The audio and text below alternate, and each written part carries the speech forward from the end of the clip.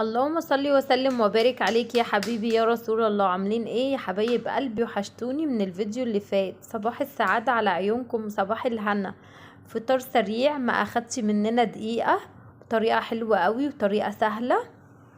الطعم حلو قوي وفي نفس الوقت سهلة، ما وقفتناش كتير في المطبخ. يلا بقى تعالوا نشوف عملنا الفطار القمر اللي معانا ده ازاي. زي ما انتوا شايفين عندي معايا طاسة حطيتها على النار ونزلت عليها بقطعة من السمنة،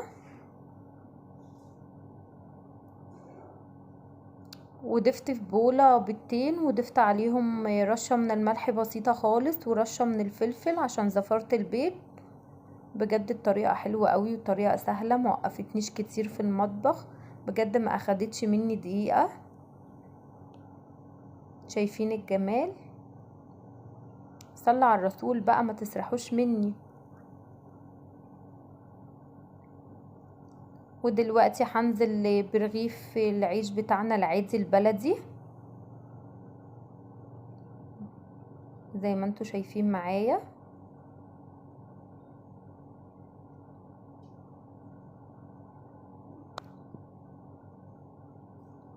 دلوقتي برضو نزلت بشرايح الجبنة التركي، ممكن تضيفي جبنة شيدر، جبنة موتزاريلا، اي نوع جبن موجود عندك، ما توقفيش نفسك على حاجة. ودلوقتي هضيف طماطم شايلة قلبهم متقطعة قطع صغيرة، وفلفل زي ما انتوا شايفين. بجد الوصفة حلوة، عايزاكم تجربوها. فطار سريع.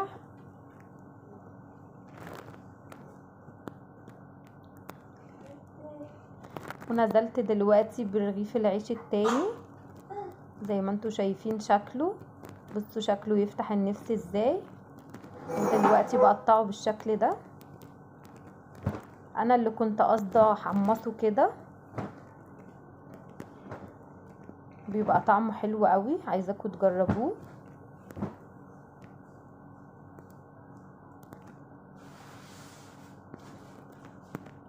شايفين بقى خلصنا الفطار، شايفين شكله محل طعمه بقى. بصوا شايفين يفتح النفس ازاي، ما اخدش مننا حاجه، ما وقفناش كتير في المطبخ، يا دوب دقيقه.